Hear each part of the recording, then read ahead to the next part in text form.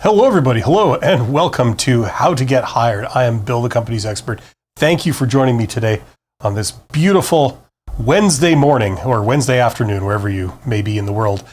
This is the weekly live stream where we talk about how to get a job. So job search, where to discover jobs, job interviews, resumes, applications, networking, negotiating, offers, all that kind of stuff, and careers in general. So this is a interactive live stream, so it's got a chat box. So if you're seeing a video of me, you should see a chat box or field somewhere in the vicinity. If you're a subscriber to my channel, get in the chat box. Let me know what's on your mind, what you're wondering about, what you're struggling with, and I will do my best to help you out. That is the whole purpose of this. The name of today's episode is The Secret to Answering Why Should I Hire You? And this is episode 115. So we've done this 115 times. So we are going to be answering that question, why should I hire you? We're going to be doing that pretty soon. I'm going to cover that, and then we're going to get into answering your questions. As always, a shout out goes out to my YouTube channel members, my Patreons, my super thanks donors, and to you, my participants. Thank you for being here. You guys are awesome. You know what? Let's just dive right into this. Okay, here is probably one of the seemingly stupidest questions that you're ever going to encounter when you get to a job interview. Whether you're doing a virtual job interview over teleconferencing, like a Zoom call or something, or you're in person, this is a particular favorite question of recruiters the world over. They love this question, and it has created a ton of confusion around it. Let's dive into how you answer the question. So why should I hire you? Okay. Let's get some obvious stuff out of the way first. If they ask you this question, why should I hire you? Don't say, well, why would I want to work here? Okay. Trust me, that is not a good answer for multiple reasons. First of all, you're kind of being a little bit of a jackass. Secondly, it doesn't make any sense from the perspective that you applied for this job. You know what I mean? So it's like, well, you know, you're the one that obviously wants the job, or you wouldn't have applied. What the hell are you doing here if you don't want the job? You know what I mean? Why should we have to make a case to you? You're the one that applied. Secondly, it's just a bad response. I mean, do you not know the company? That's what it also signals, right? Like if this is an organization that's posting a job, do you not know like what this company is? Like presumably you know who we are. That's why you want to work for us, right? So don't say that. It's a bad answer. I know that there are people out there that are recommending this answer. Don't say it, okay? But listen, if you don't want to listen to me or anyone, try it and see what the reaction is. Okay, the other thing, when they say, why should I hire you, or why should we hire you?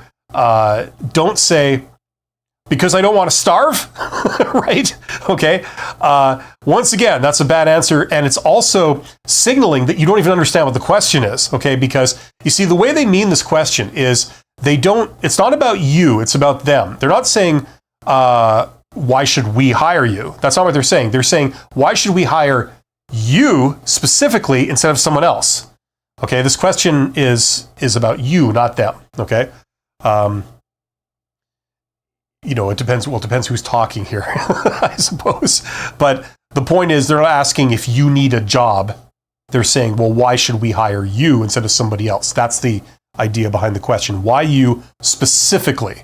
Why shouldn't we just go with another candidate, right? That's actually what they're asking you.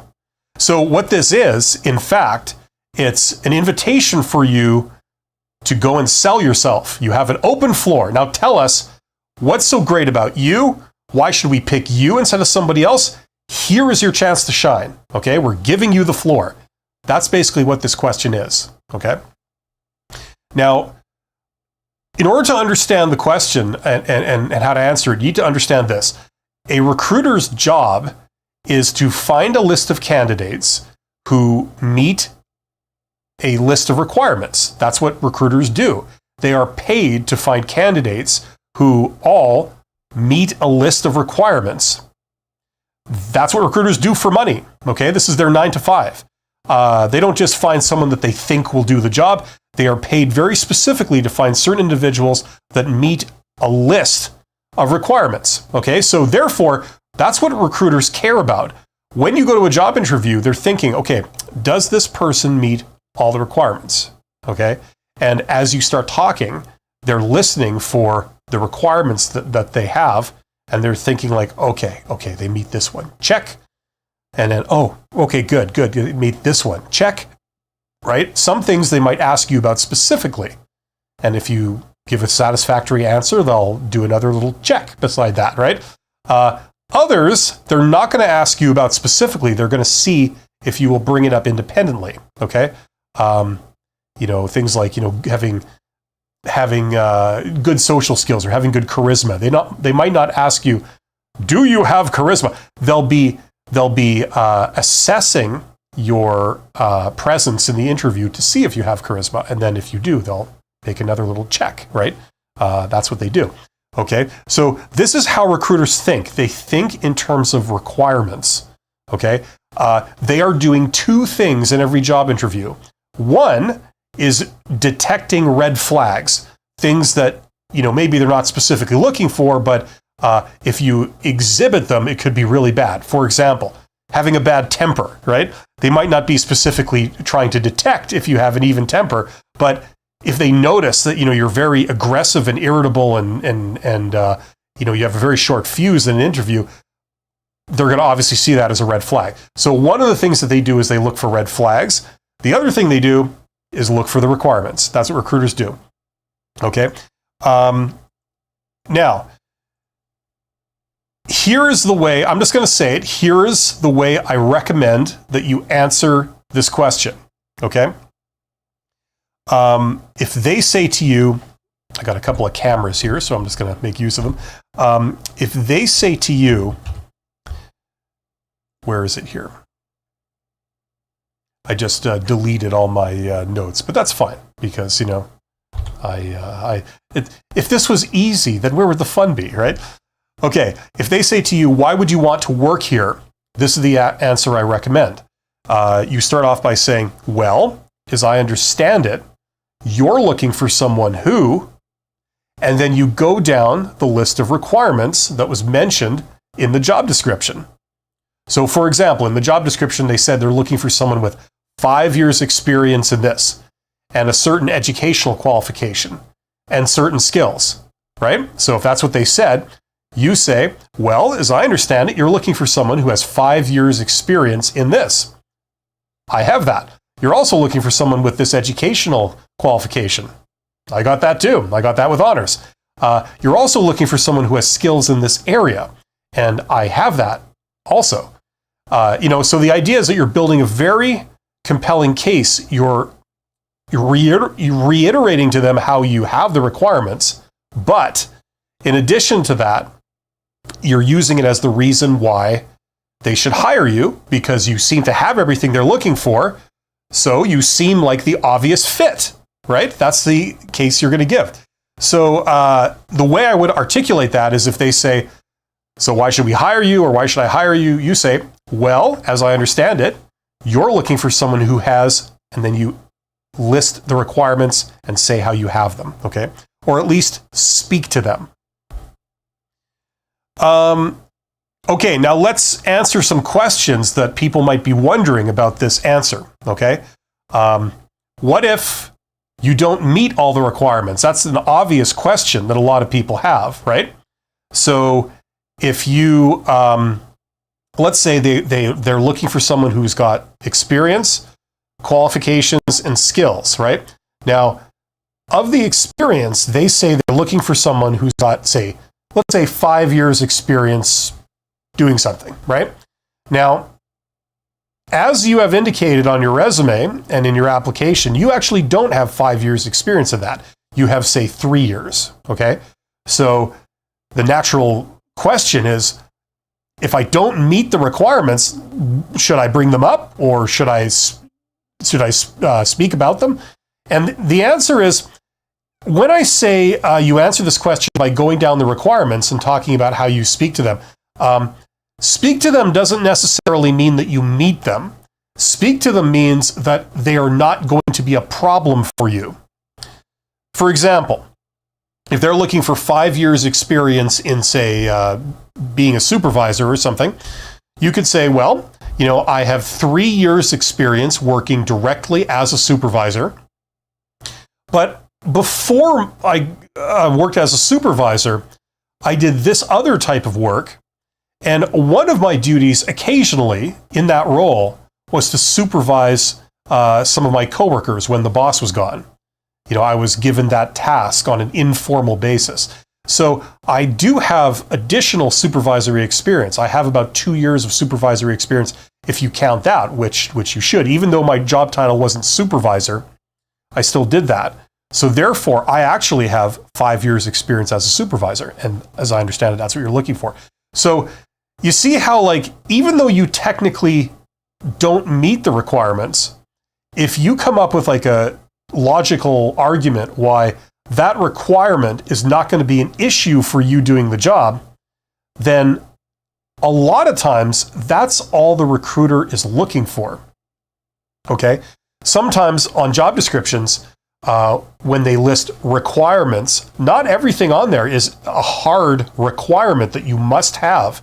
A lot of the things in that list are often nice to haves. So it's great if you have that, but it's not a deal breaker if you don't actually meet it in every sense.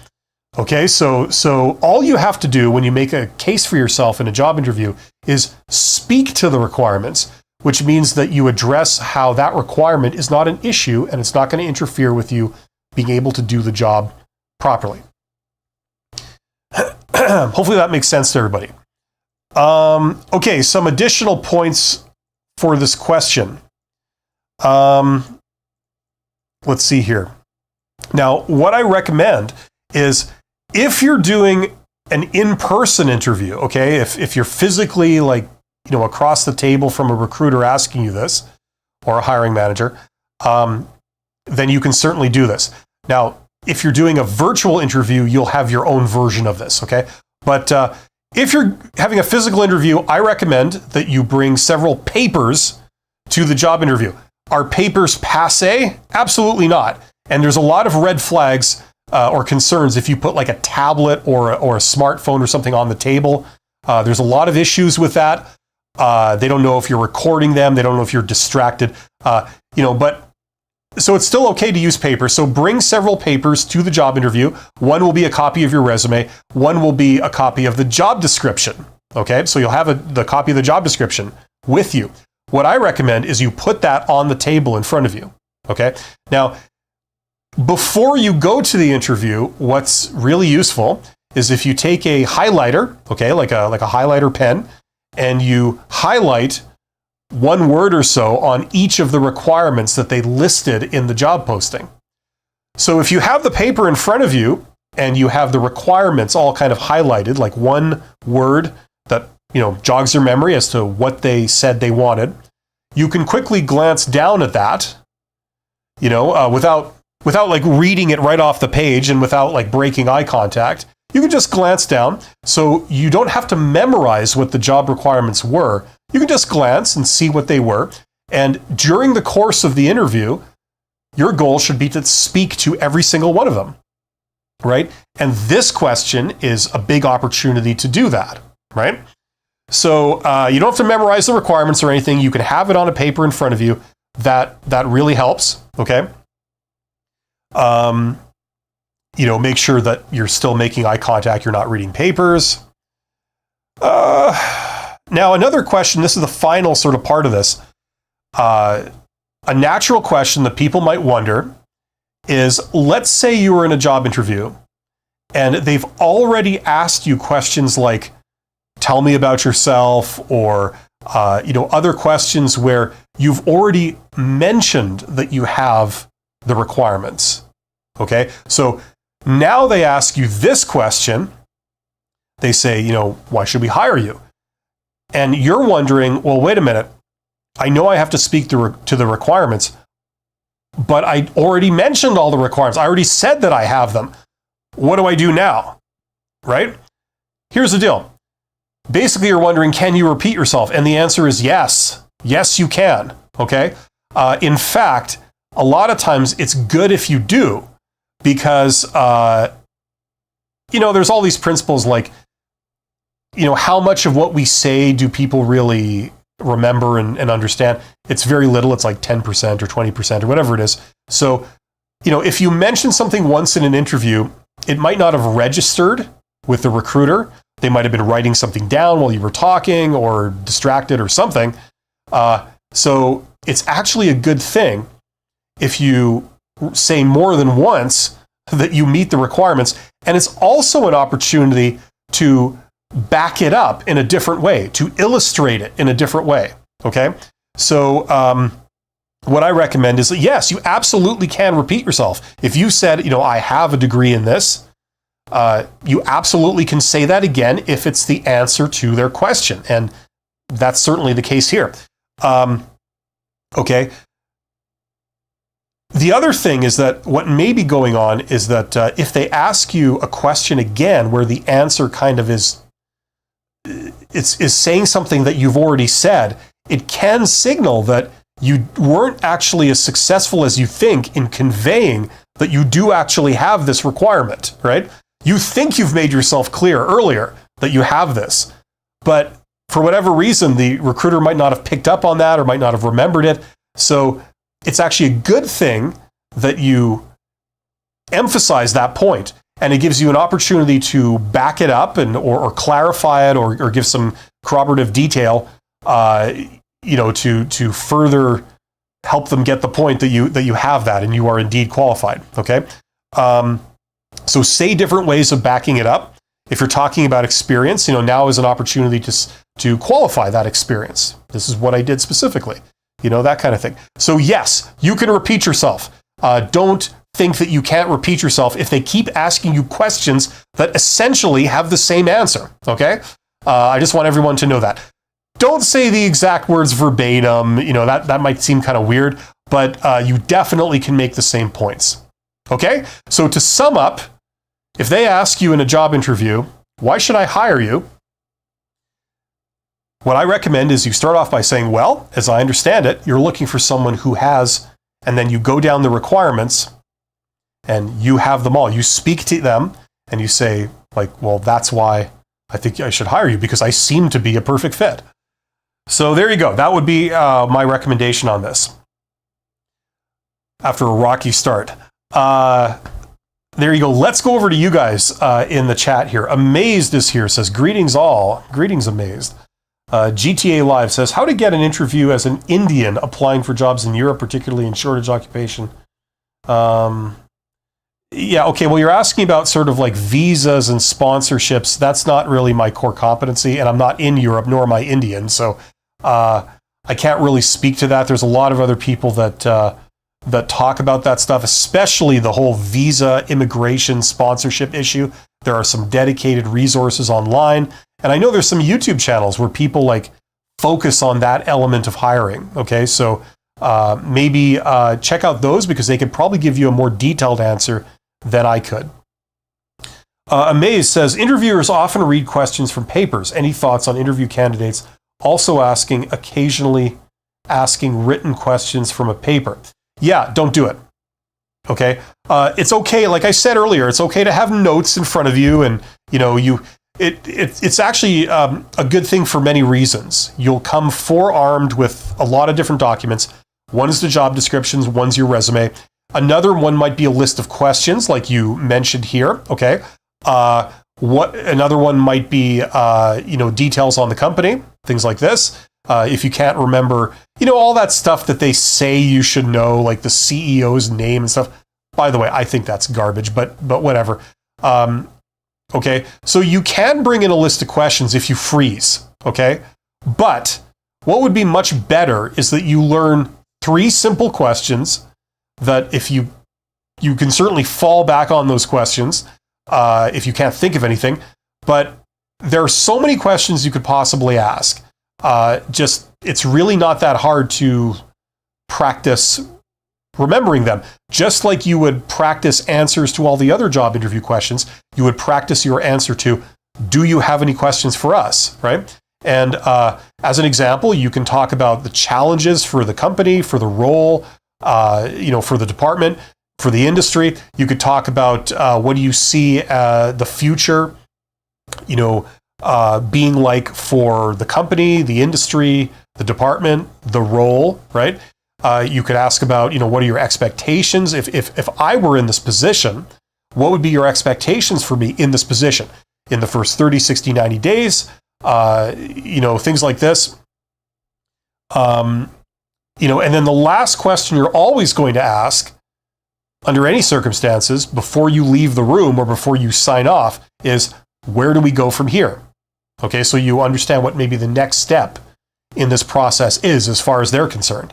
Okay, so memorizing that stuff really isn't that hard, but if you want to sort of help yourself as much as possible, you can put those on a paper just to glance at, maybe highlight a word or two for each question, and then glance at it, but don't read them right off a paper, okay? That comes across as unprofessional and amateur.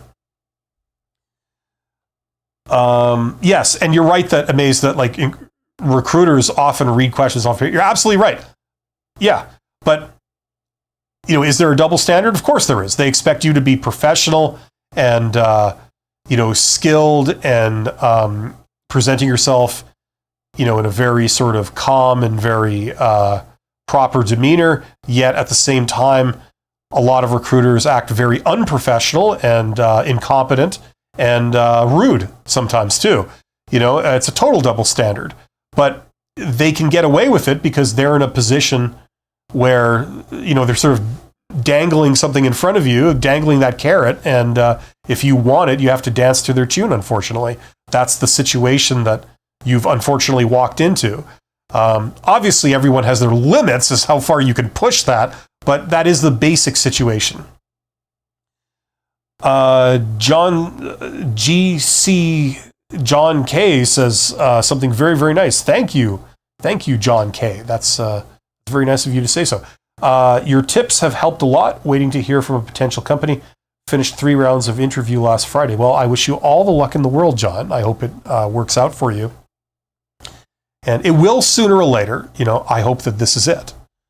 Okay, don't worry. You're going to be fine either way, but fingers crossed. Sanju says, how to deal with those colleagues who absolutely hate me for no reason. That's an interesting question. This is where we get into talking about other things, which are actually quite interesting. But I'll give you a sort of very, very short tip, okay? And this applies to job interviews also. Whenever there's an issue with conflict, okay, any kind of question you may get about conflict, or you have a real life situation where you got to deal with conflict, okay, the answer is always communication, okay? Conflict means communication. So in a job interview, if they say, tell me about a time where, you didn't get along with your boss or you didn't get along with a coworker, how did you resolve it? Something like that. We're talking about conflict, okay? The answer is communication. Now, how would you do that properly? Well, first of all, you'd come up to the person, preferably when, they're not in the middle of something, you're not pestering them, it's not in public, maybe it's one-on-one in private. And you would talk to them and say like, hey, listen, I couldn't help but notice, when we were over there, you said something to me and I didn't know how you meant it. I thought maybe it might have been a put down. I'm just wondering, like, what's going on? Am I doing something that's sort of bugging you, or like what's going on? That's sort of the beginning of being able to resolve something, right? If you're in a workplace type situation, you can't sort of use violence as the way to resolve issues. You have to use some form of communication, right? The proper way of doing that, in theory, is you go talk to the person one-on-one, and you make every effort to be super nice to them and just say, what's going on? Like, it seems like I'm bugging you or I'm annoying you in some way, and it's not my intention. But I'm wondering if you could tell me what precisely is your problem, with me. Is there something I'm doing that I could maybe change that's causing you a problem? Something like that, and just see if they'll tell you, okay? Sometimes that can actually resolve the thing outright, sometimes. Sometimes it doesn't, right? And you have to escalate it. So then you would go to your manager and say, listen, I have an issue with this other employee. They were saying things to me like this, and this on this occasion, at this date and time, in this situation, they did this or said this to me. I'm not sure what's going on there. I have tried to resolve it with them, but they don't seem to want to resolve it with me. And I fear that it may lead to an ongoing situation in the workplace. Can I ask you to get involved? Can we try and resolve this? And then it's up to the boss or the manager to take it from there. Okay, that's kind of the short version.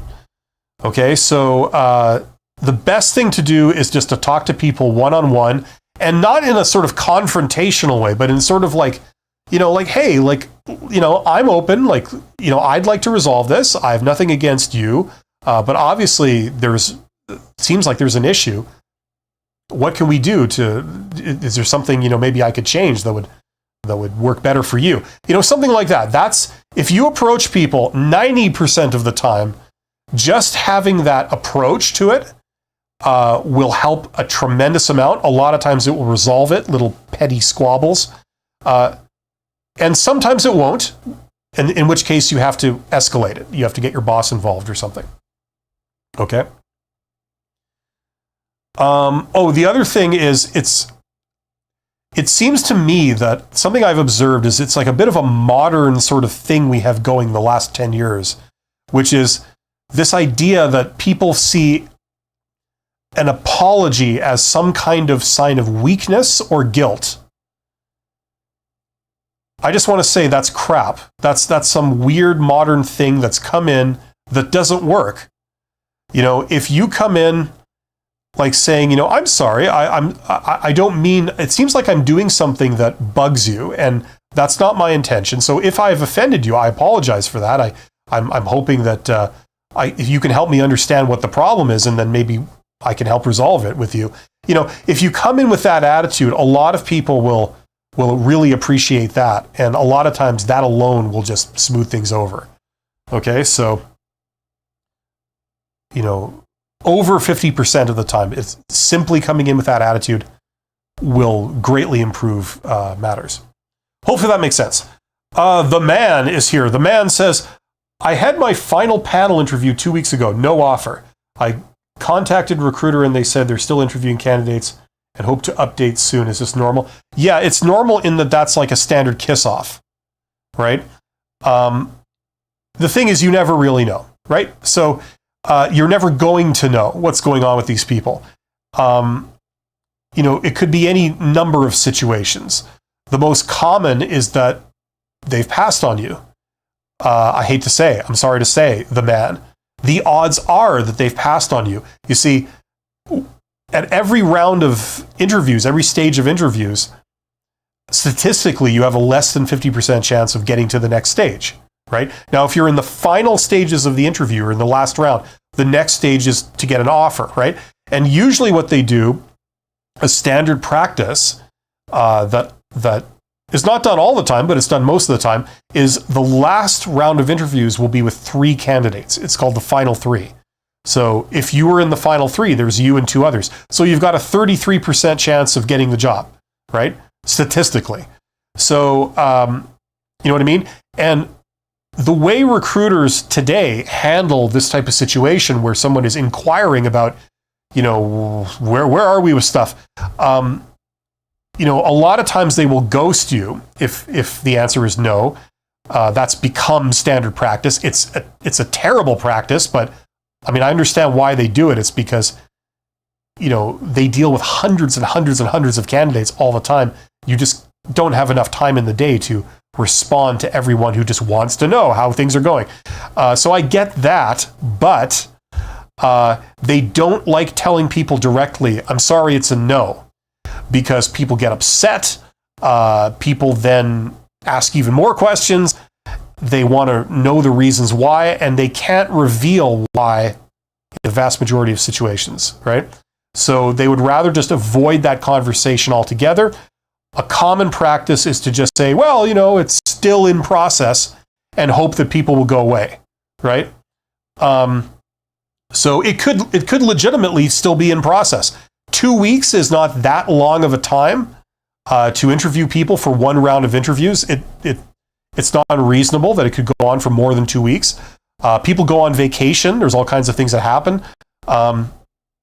But it could well be just a no, and they don't want to tell you that. Now listen, you're never going to know what's going on. Don't beat yourself up about it, and don't torture yourself, running it over and over in your mind, what are they thinking and what could I have done differently? Look forward instead. Don't look back, look forward. I know it's easier said than done, but focus on the next opportunity. Now, if these people get back to you in the meantime, great. I hope they do. But you keep focus on looking ahead. Look to your next opportunity. Try and get more interviews, pursue more opportunities with new companies and organizations. And not only is that more productive, but that'll be better for your mental health, okay? And you can't change the outcome by worrying about it. So just look forward. Sooner or later, somebody is going to get back to you with a yes, okay? That's going to happen. You're going to be fine. But in the meantime, your job is to look forward as much as you possibly can. Don't look back, okay? That's what you're engaged in is actually the sales process. You're selling yourself. And this is what salespeople do, right? They're always looking forward to the next opportunity. If people place an order, great, but they're always focused on the next opportunity. And that's more productive, and it's better for their mental health. I wish you all the luck in the world, the man. And I like your handle. Super Green Samurai says, thank you for the what's the approved salary range advice. Good. Okay. I'm glad. I guess you saw a video of mine, so that's very good feedback. Thank you very much. I'm glad it's helpful. GTA says CV 1 page or 2. Well, it depends what you're going for, but usually 2 or a page and a half is standard. Sanju says, how to deal with having crushes in the workplace. That might sound funny, but honestly, this is something where 99% of the people would face in their first job. Haha, having a crush on someone. Yeah, listen, Sanju, that's perfectly natural, perfectly normal. It happens a lot, okay? We're really getting away from workplace dynamics and more into affairs of the heart and how to go about doing things there. So I'm not going to get into that. But what I will say is for the workplace, there is a code of conduct. So there's a line usually that you can't cross when it comes to things like this. There's harassment stuff. There's, other kind of rules. But that doesn't mean that you can't pursue this kind of thing. It doesn't make it impossible. It just means you have to be mindful of certain lines you can't cross in terms of behavior or what you say to someone in the workplace. If you are, wanting to speak to them outside of the workplace and sort of initiate that, then it's a slightly different thing. You're not bound by all the workplace rules, which sometimes can get in the way depending on where you are in the world, what industry you're in, and what the particular organization's, policies are for that stuff. Okay, so all I would say is that it's normal, it's natural when you're young, and just be aware of the official policies, because it would really suck if you were let go or they were let go or there was all kinds of problems created by how you handled this type of situation. Okay, so just be familiar with what the company's rules are. It might actually be an idea for you, if you wish to do this, to go up to your boss or somebody else in a position of authority or being able to advise you, an HR person or your immediate manager or their boss, and say, listen, what is the company policy on workplace romantic relationships? Are there any, just out of curiosity, are there any policies or rules that I need to be aware of, and where would I be able to find those? Okay, just something like that. You don't have to like admit everything that's going on or what's going on, but just a question like that in a general sense is just a good idea. You know what I mean? Amaze says, per personal experience, an offer is usually made within a week after the final interview. The longer the decision takes, the slimmer the chances. However, miracles do happen. I'm a believer. Yeah, listen, all kinds of things happen some of the time. And, you know, I don't want to say famously because it's only famous in my mind, but famously, I talked about a personal experience I had in a video a long time ago when I started this channel, talking about how I got 9 interviews for a job. I mean, it was a high-level job, so it was worth it, and I did get it. But it was a question of where I was ghosted halfway through the process. And, you know, I followed up with the company, and I said, what's going on? I can't raise the recruiter. And eventually, the person that I talked to on the phone was the chief financial officer, and he was involved in the process. So he had like been at least one interview or something by that point. So I reached out to him and I said like, hi, you may remember me. You know, I came down for a job interview and you were present. You know, what's going on? I haven't been able to, you know, raise the recruiter whatsoever. I haven't heard anything. Are we still pursuing this, or is this kind of just over? And he said, oh, it's great that you contacted me, because that recruiter has left the company. And yes, we are definitely still in the game. You know, let's resume. Now that I've got you on the phone, that's great. Come, you know, let's organize another interview, right? You come in. We're not dealing with that recruiter anymore. We're picking up the process again with a new person. I'm going to assign them to deal with this. You know, when can you come in, kind of thing. So, you know, that was like a wild exception to the rule where you don't hear anything, you're ghosted, and then, you know, oh, it's because the recruiter has left the firm, you know, and they didn't turn over a lot of the things they were working on to the next person in a proper, organized way. So, you know, everything happens some of the time. You never know. So it's worth following up if it's an important job for you. It's, you know, and it seems to be going well. I don't want to say like don't ever follow up with anyone, but you know, if you're not getting anywhere, don't beat yourself up over it. You know what I mean? That's just the nature of this game. It's almost like going to Hollywood and you're an actor and you audition for many roles, like many parts, right? And the reality is that you're not going to get like 99% of them, right? You know what I mean? So it really feels, I imagine, like you're wasting your time going to all these auditions all the time. And the answer is always no. And they're auditioning you for like, you know, big blockbuster movies and stuff. So you're like really, really hoping, you know, and then the answer is always no, right? But sooner or later, you know, you get a bite and all you need is that one yes. And that's like, you know, the gateway to fame and fortune and all the rest of that crap. So, you know what I mean? So that's kind of what this process is like too, right? You go to a lot of interviews, you pursue a lot of leads. Most of them don't work out. That's fine. That comes with the territory. But sooner or later, you will get a yes. Just keep focusing on looking forward to find future opportunities all the time. If you were in Hollywood and you went to one audition and then sat at home and waited by the phone, waited for the phone to ring and got upset, you know, and then started following up, you know, you were trying to get a hold of the director or whatever. What's up with the audition? Why haven't you got back to me? Right? It's like, is that a winning strategy? Is that the way to do it? No. They'll get back to you if they want to. In the meantime, you move on and pursue a lot of other things. And that will maximize your chances of landing something quickly.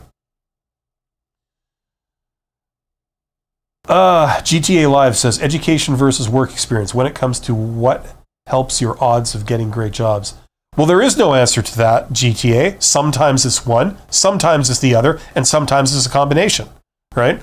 It depends what industry you're in, what organization you're hiring with, what their culture is. I've worked in organizations where they don't respect education at all.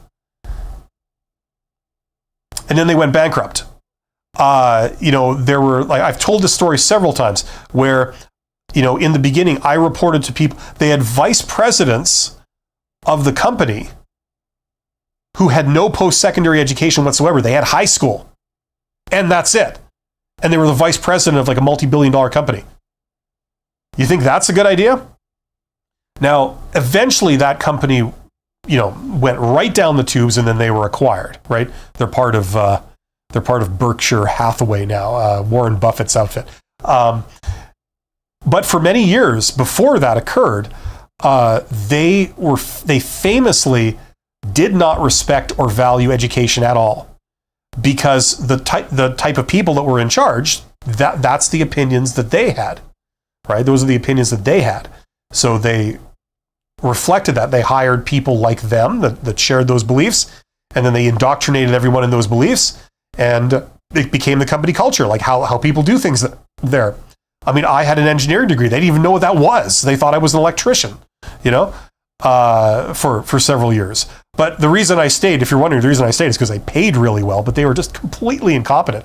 Other places you go, you see the opposite. They'll promote young kids into positions of authority or a lot of influence, like they're managers and supervisors and things, yet they're right out of school. They don't have any experience really doing anything, and a lot of them are terrible at it. Because, you might know the theory or you might be smart, but that doesn't mean you know it all. Far from it. In fact, you're at a considerable disadvantage in knowing how things are done in the real world, for what reason, And if you come in with education, the other thing I've observed many, many times is that people come in also with a sense of arrogance, like they know it all, as opposed to people who don't have that education. They think that, oh yeah, I clearly know more than you. Wrong. It turns out that they actually know, they have a lot of practical wisdom built up over years of doing this, and you ignored that at your peril. So, you know what I mean? Like, there's no one sure, approach that works universally better in all situations. What you usually get is a mix of education and experience. And for young people, Sanju mentions that Sanju is 23 years old. For young people, one thing, and I can say this because I myself made this mistake, you don't understand what you're missing by not having the experience. You think you know it all, you think you can do it all. As it turns out, the vast majority of people in your situation, they fail because they don't realize what they're missing. And what they're missing is a lot of the experience. Young people hate hearing this. A lot of young people, if they were watching, they're probably leaving the stream as I speak now, because they don't like being told this, but that's the reality. So if you want to get along and you want to kickstart your career, like Sanju is asking about right now, the first thing I would recommend is drop the natural attitude of youth where you think like, old timer, move aside, old timer. I'm here now. I can do it better than you. I know it all, even though I have never done anything in my life.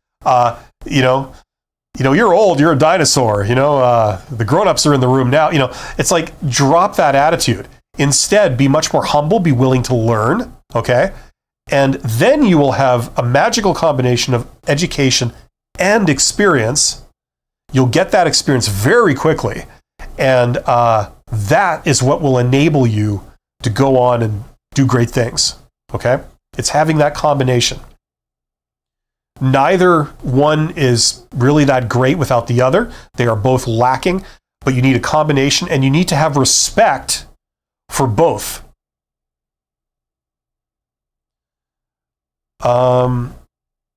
Rohit says, thanks for all this work. You're absolutely welcome, Rohit. Nevs says, job hopping versus loyalty, which is better? Well, look, I'm biased. I'm a job hopper. For me, in my situation, job hopping just made sense because I went into industries where they were very seniority based, and the way it worked was that, if you started at a certain time, for you to move up, your boss had to move up, right? So everyone sort of moved up in lockstep, or someone retired. some manager retired. And so that created a vacancy. So then the person next in line would then move up. It was very seniority driven. And my problem as a 20-something was that I did not want to wait 20 years in one job for my boss to retire. It seemed like there were no other prospects for advancement within these organizations. If I stayed in the organizations, you had to sort of wait your turn. And, I was one of the people that I had like a university degree. I had an engineering degree, and I was working like in a sea of people that didn't. They were tradespeople, if that. And like, no offense to them, but we came from different worlds, and they did not respect what I had. They did not understand what I had, and they were very used to having older people talk down to younger people, because that's how you, certainly in the place I was at that time, that's how they did it in the skilled trades. You start off, you're an apprentice, and you have to listen to the journeyman tradesperson, so they would like talk down to young people just because they were young. And everybody's got an ego, but I mean, I felt that like, look, I actually know things that you don't even appreciate. Like, you don't understand what I can do. So don't talk to me like, I don't understand anything. I actually understand a whole lot more than you think, So what I did is I job hopped. So if they were looking for a supervisor, some other company, I just jumped from my company to their company to get the supervisor job. And then from there to make manager, or whatever the next step up was, I jumped from that company to another company that had a management role. And then to go up from there, I jumped again. So that's how I did it. Now, that's not necessarily universal advice. It depends where you are. It depends how it works in that industry and at that time. You know what I mean? So how do you know? Well, you try things. So if you're gainfully employed, look for jobs, see what's out there. A lot of people, when they get a job, they stop looking. They just like close their eyes, shut their ears, and they're just unaware of what's going on around them. And there might be great opportunities that they could get, but they purposefully are not looking.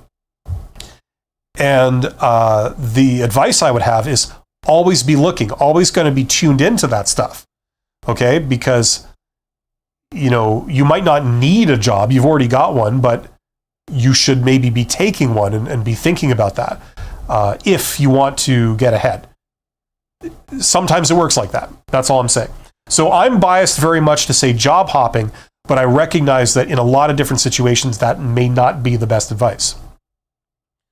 How do you know? You look around and you do the work and you see what opportunities you can create for yourself. Rohit says, manager was very bad at workplace, so everybody was leaving. Yeah, that's never happened before. I was new, so came to know later how to deal with that. What? Just realizing that your manager is bad? I don't know. That's part of experience, That's a very common situation. The other thing that a lot of people realize that, okay? You don't have to be a genius to realize that your manager is a jackass or they're incompetent, okay? The part that a lot of people miss that they don't immediately pick up on is that in a lot of those cases, you may interpret the manager's behavior as incompetence, or, they don't care about you, which they probably don't. But you then rationalize that by saying, oh, it's just because they're a jerk. Or you rationalize it by saying, oh, it's just because they're incompetent. What you're likely missing in a lot of situations is that from the manager's perspective, you are not as important as you think you are, or how your performance is measured to them is not what you think it is. Okay? If you realize how they perceive you, like how they measure your performance or your department's performance, then their behavior starts to make sense. Okay? I'm not saying that it's nice behavior, and there are a lot of people who have no clue how to manage people that are in the position of managing people. That's a very common thing. so they do a terrible job. But a lot of times there's more to it than just the worker's perspective. The manager is put under several constraints that you don't see, and their performance is measured in ways that you don't see also. So unfortunately, because you don't see that, you don't understand how they're being measured and what they're being asked to do. Consequently, to you, their behavior doesn't make sense, right? And I'm not defending bad managers. There's a hell of a lot of bad managers out there. But what I'm saying is that this concept I'm saying is very, very real. The more you have an open mind to understand like what they're being asked to do and what constraints they're under, I believe the more open-minded you are to learning that and respecting that, the better your career prospects of being a manager yourself, moving up, right? Because a lot of people, the reason why they're not promoted any further has nothing to do with their skills, or their persona, what they're like with other people. It's to do with their lack of respect for how a business works, the lack of understanding and lack of respect. So if you are tuned into that more, you would be perceived as, a much more suitable candidate to be promoted upwards than the next person. All things being equal. Daisy says, a recruiter told me the pay for a job I applied for and asked if I still wanted to move forward in the interview process. I said yes. Would it be appropriate to still attempt to negotiate pay later? Absolutely. Yeah. Look, Daisy, you're awesome. Recruiters, their job is to try and get a talented employee at a bargain price. That's what their job is. They get rewarded for that. Okay, generally speaking. It's like you when you go to the store. You go to different stores, you look at like maybe they carry the same products. You're looking for a store that carries the same product for less, right? That's exactly what the recruiter is trying to do. They want to hire someone like you. They want to hire them for the least possible amount of money. That way they look like geniuses to their bosses, right? They have budgets and, they're not looking, like generally speaking, they're not looking to just give money away when it's not necessary. If you could have gotten that employee for $50,000, why did you start by offering them $90,000? You know what I mean? They would have taken 50, They don't reward recruiters for doing that. You know what I mean? There are obviously exceptions to everything. Managers kind of sometimes make exceptions if they're worried about, oh no, we might lose this. Like it's just all irrational fears and stuff. But generally speaking, recruiters will try and get you for as low as they possibly can. And they'll use every trick in the bag to enable that. So what they're doing to you here it falls under that category. They sort of surreptitiously get you to agree that, on the pay at the beginning, right? So therefore, they feel like there's this psychological contract where you can't renege on what you said originally, right? And that's a well-known thing. Usually what comes next is you agree to a general compensation, and then they reveal a lot more details about the role, like, oh, by the way, it's shift work. Oh, by the way, there's mandatory overtime. Oh, by the way, there's going to be 50% travel involved. That's mandatory. You know what I mean? Oh, by the way, we didn't mention it, but no possibility of remote work, right? Oh, and you only get 3 days vacation a year, by the way. That's a well-known thing, right? And then they still feel that they can hold you to your original statement that, you agreed to a certain level of compensation. That's crap. They're changing the rules. So therefore, now that there's new information that's come to light, well, I have to take that into account. And the best way to do it is not to discuss this with them until you get an offer in your hand. So let them think that you've agreed to this very low amount of money. If that gets you to the point where they offer you the job, they're set on hiring you. You know what I mean? They're imagining you in the role. They've already stuck their neck out to write you a custom offer, and they're in their minds this recruitment campaign is now over. they fill the position, right? Let them think that. Then when you get the offer, you say, well, since we talked about this, it has been brought to my attention that this role is actually shift work. It's a 24/7 operation, so it seems like I will likely have to work holidays. It's mandatory overtime, it's travel, it's no remote work, which we didn't talk about it, but that was my assumption from the very beginning. It would be remote work.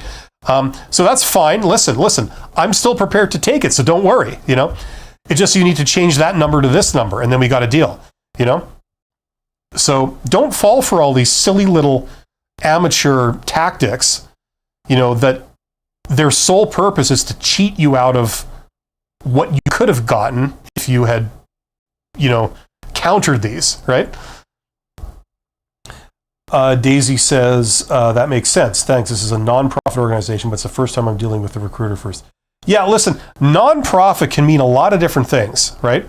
Like, it has a very specific meaning to do with how they file taxes and things. But a nonprofit, one nonprofit can be like, a charitable organization that helps lots of people directly out of the goodness of their heart and uses lots of volunteers and stuff. Another nonprofit can be essentially like a cold cash generating business. It's just that they're technically classified as nonprofit, so they don't have to pay as much taxes, but there's absolutely no difference in practice with how they operate. So I don't think anyone's going to have any real crisis of conscience, negotiating properly, what your compensation should be with that type of company. Rohit says, very true. Same thing was happening there. Peter says, what are some tips for being promoted in a job environment where no one can replace you? I don't know, because there is no job where no one can replace you. Everyone is replaceable. And if you think that that's not true, look out. Okay, that's all I can say. I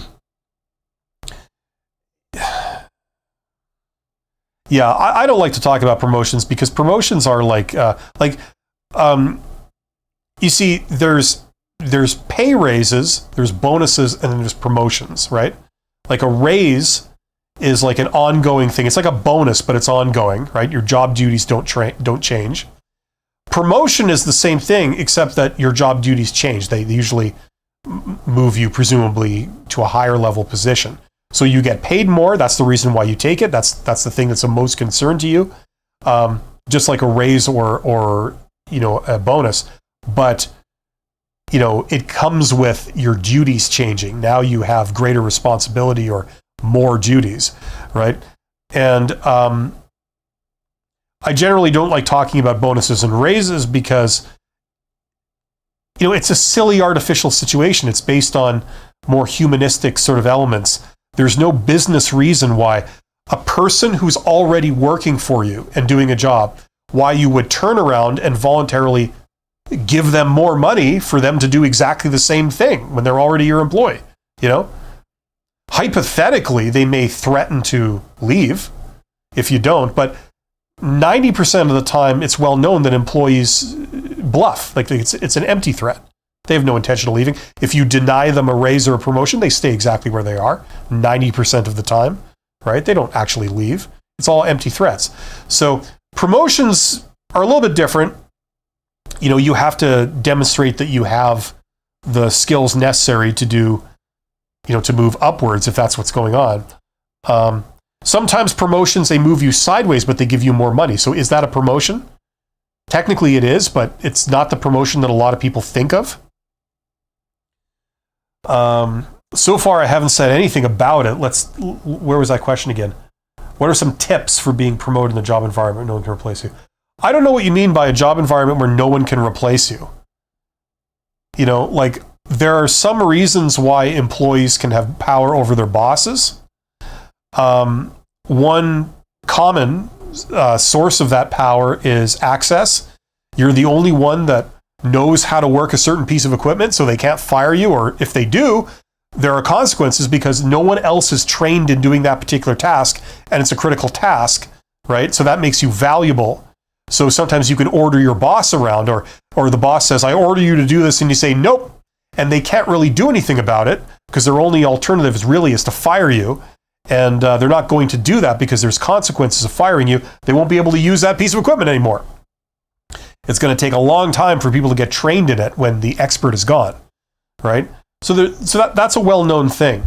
But if you think you're not replaceable, then look out, because everyone's replaceable. The only other thing I'd say for tips is, so I'm going to ignore the whole like where no one can replace you, but for tips for getting promoted, you could be promoted from any job to any job in any industry. It's hard to generalize, but generally speaking, you need to tack on abilities and skills, right?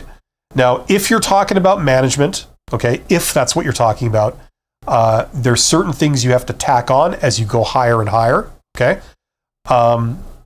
The first thing is like people skills, right? And there are different levels of people skills, right? Being a supervisor and being able to do public speaking and communicating clearly, that's kind of the bottom level stuff. Being more diplomatic, being able to negotiate, being able to represent your organization well, being able to persuade people, or sell an idea. Those are a little more advanced people skills. And you usually get those as you move into roles that require that, or usually executive management. You definitely need those. At some point along the line, you are going to need to know more than just people. You're going to need to be able to manage money. If you're moving into a position where now you're like a general manager, you're responsible for the profits, the revenue side of things and the loss side of things, like profit and loss, the cost side and the revenue side. Then you need to add on management skills, a lot of them involving both accounting and finance, and then just general business skills, not just in understanding how to manipulate money purely, but in how to, what leads to business success, and that is a very broad topic. It encompasses every element of business, so that's where studying business really helps. People always argue, they say, do you need business training or is it all a bunch of crap? No, it's not a bunch of crap at all. Learning business is very important for being successful in business.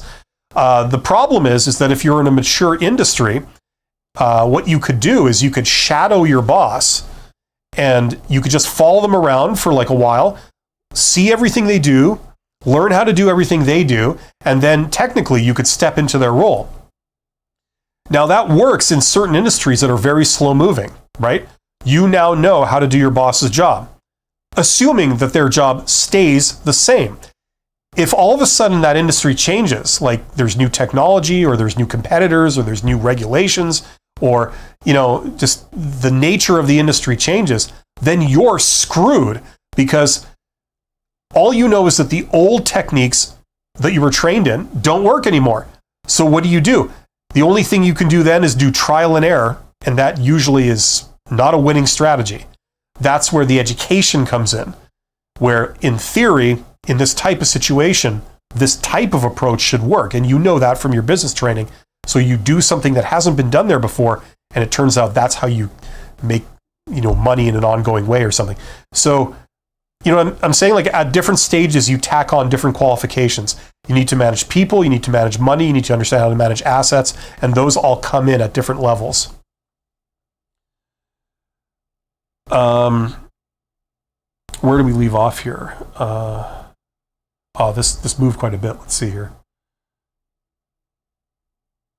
Amaze says, when applying for a role at the company, I noticed that both the recruiter and the hiring manager viewed my LinkedIn profile. Do you have any recommendations on what steps I should take next? What, just after they viewed your LinkedIn profile? No, there's nothing you need to do after that. Hopefully, you've done what needed to be done in advance, which was make sure that your LinkedIn profile is presentable, right? So if you're applying for jobs and you do have a LinkedIn profile, obviously go there first. Make sure that it looks professional. There's nothing iffy on there, no red flags. You have a professional photo, just like a headshot. It's not you and a bunch of your pals all partying, all drunk or, that kind of thing. Make sure that your work history and education kind of match what's more or less what's on your resume. If you left major jobs off your resume, this is then a problem we run into, because you can customize a resume for every job you apply to. You can't customize your LinkedIn profile. You get one LinkedIn profile that everyone sees. So that can create some issues if you're doing weird things where you're customizing resumes and you're smoothing over work gaps and things like that. So there's nothing you really need to do, Amazed. Just see how it goes.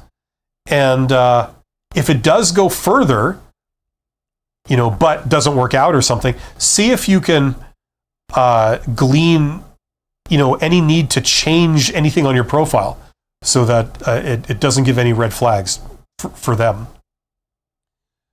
Sanju says, what's the best option to apply for a job via official website or job portal? Well, that's such a general question. I mean, apply for the job on the official website. I can't tell you what's the best option to do that, if I understand the question properly. Just do what they say. You're playing their game. If you want to win, you have to play by their rules. So whatever they ask you to do, the conventional wisdom is you got to do it if you want them to look favorably on you. When you go through alternate methods like networking and stuff, you're going around their rules to get a job. You're not going through the HR hierarchy. You're going directly to the managers and executives that can hire you on the spot. And that's when you don't have to dance to the rules of the HR department, because you're not going through the HR department. But in your case, if you're applying for, if you're responding to a job posting and you're applying through the company's website, you have to follow their rules if you want them to look favorably on you. So do whatever they ask. If you have a problem with doing what they ask, if they're asking for unreasonable things or something, you don't have to dance to that. You can just say, screw it, I'm not doing this. And you're perfectly within your rights to do that. You know what I mean?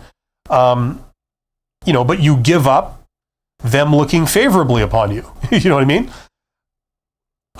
Just for the record, I wholeheartedly encourage young people to tune into networking. It's the way that most people get hired. It also is the way you get the really good jobs, So tune into this. The problem is a lot of young people, their minds are completely closed to that because they assume that it's something that's not. They assume it's some weird, nefarious, slimy, underhanded, unethical thing, which it isn't. Networking is simply people talking to people. And for those of us who live in free countries around the world, you can talk to anyone you want. That's your right.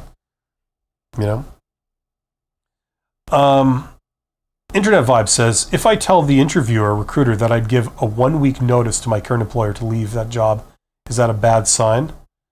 Well, it depends on the details. You see, different countries have different labor laws, right? And usually the way it works is that the longer you've been at a place, the more notice you have to give, right? For example, where I am in Canada, locally where I am, the labor laws are that if you have worked for a place for 30 days or less, you don't have to give any notice. Like if you work at like a coffee shop or something, you only last 2 weeks, before you decide this sucks, I want to leave. You don't have to give any notice. You can just say, I'm out, I quit, goodbye. And legally, you don't have to do anything else.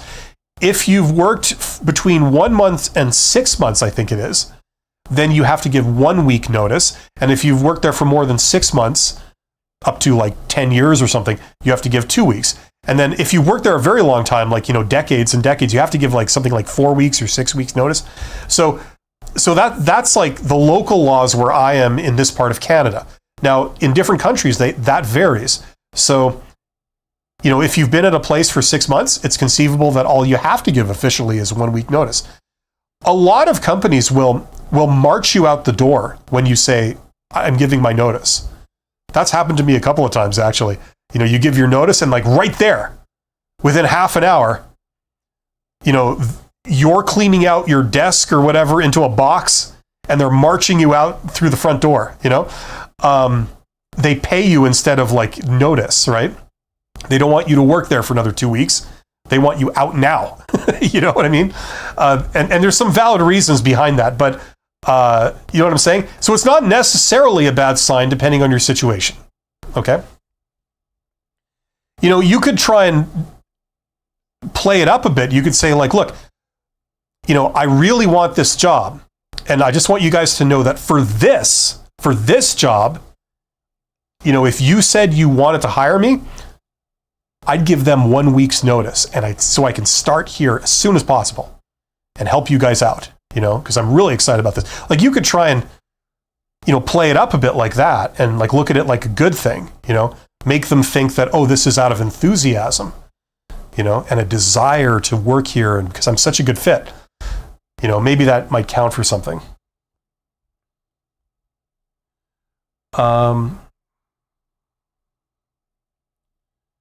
1 week's notice. Okay. Amaze says, you may not be easily replaceable, but you are replaceable.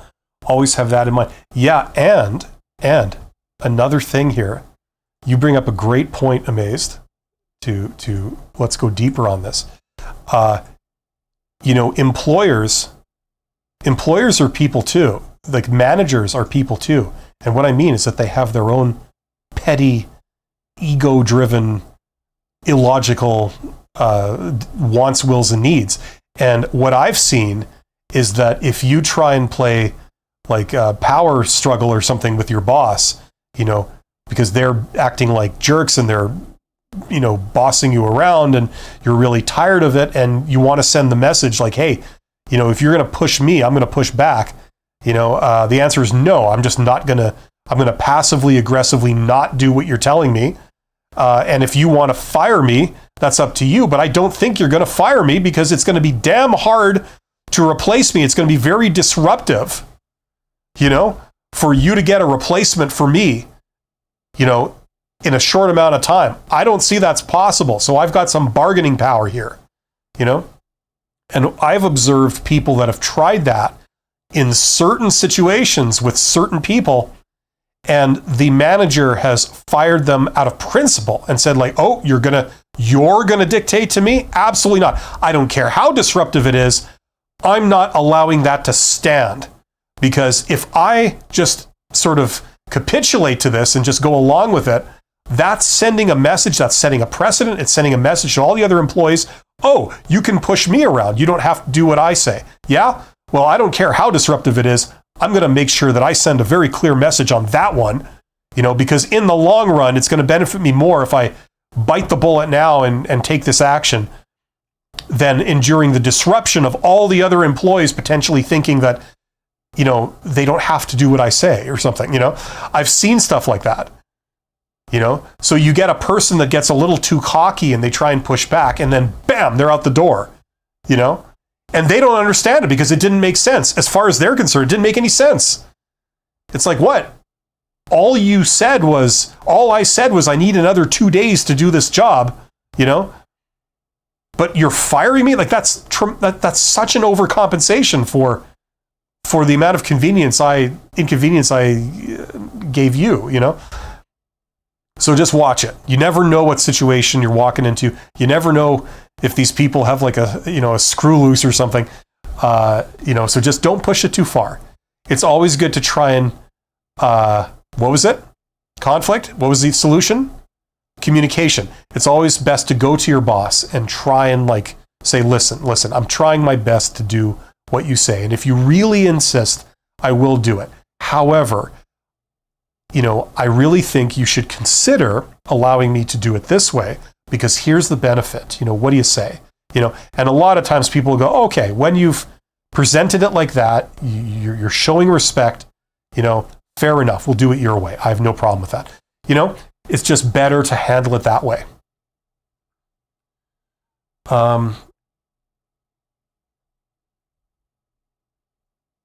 Rohit says, after electing me to the job, they gave me different work in other technology. I already said that I am not expert in that technology. Okay. Is that fair? Yeah, it's fair in the sense that they are allowed to do that.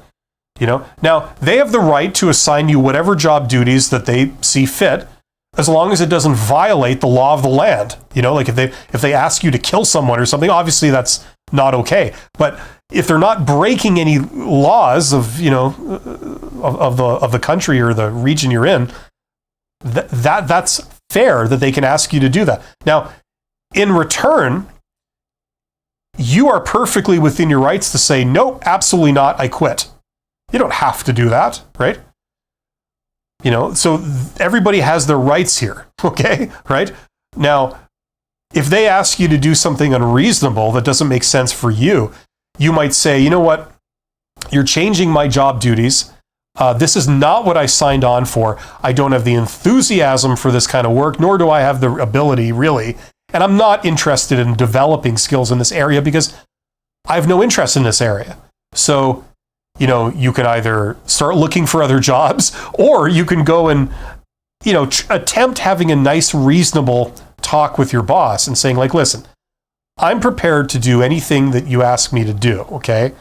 However, I think, I'm telling you, it would be a little bit more efficient for me if you were to reconsider this. I think that I could do a hell of a lot more good in this role or doing it in this method than this. Now I understand this might create this problem for you, but here's what I suggest how you could possibly solve that, and then everybody gets what they want. What do you say? Something like that, you know what I mean? Rather than pushing back and then having the boss like dig their heels in, you know what I mean? Obviously that depends on your boss being reasonable, that's not always the case. But I think it's worth attempting that. Okay, and then if the answer is still no, and this is a really big deal for you, this is like a show-stopping issue for you, you could start looking for other jobs in the background. Channel your frustration about your day job into a job search campaign where, hey, you might even find something better for you. You go to a place where they treat you well and they pay you more, and they're nicer to you. You know what I mean? There's no harm in looking. In the meantime, you do whatever stupid thing they ask just to have a source of income, but it's temporary.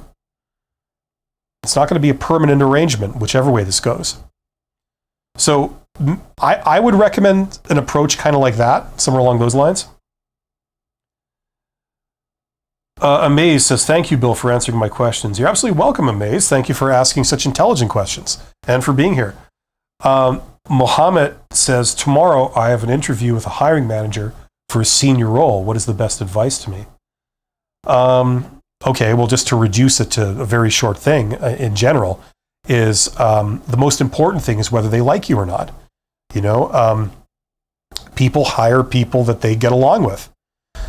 So whatever technical topic the conversation steers towards tomorrow, okay, when you go and interview with these people, just remember, like, they should leave the room thinking, wow, that was easy. I really enjoyed speaking to Mohammed. We get along great. And I feel that we could work well together. If there's stress or there's like tension or there's an issue, I feel that, working with Mohammed, we'd be able to get through that stuff without much difficulty. It would be easy. There wouldn't be a lot of stress. There wouldn't be a lot of contentious arguments and, this kind of thing. I feel it would just go smoothly. I also feel that Mohammed is kind of like-minded, I believe in a certain approach to doing this job. They seem to believe in the same approach to doing that job. Therefore, I think that, because I think that my own approach is the best, I think that Mohammed's the right person for the job. I think that they get it, That's the effect you want to leave them with tomorrow, okay? So go down there, be super friendly. If they're asking tough questions, answer them, have a smile on your face, act like, hey, this is not a problem, we're all friends here, yeah, we can get through this, and just communicate that vibe. And that will go far to help your cause. Okay? Internet Vibes 34 says, what if she said it takes 2 weeks for equipment to be set up for her company? Okay, what was this in reference to? If I tell the interviewer that I'd give a 1 week notice to my current employer to leave the job, is that a bad sign?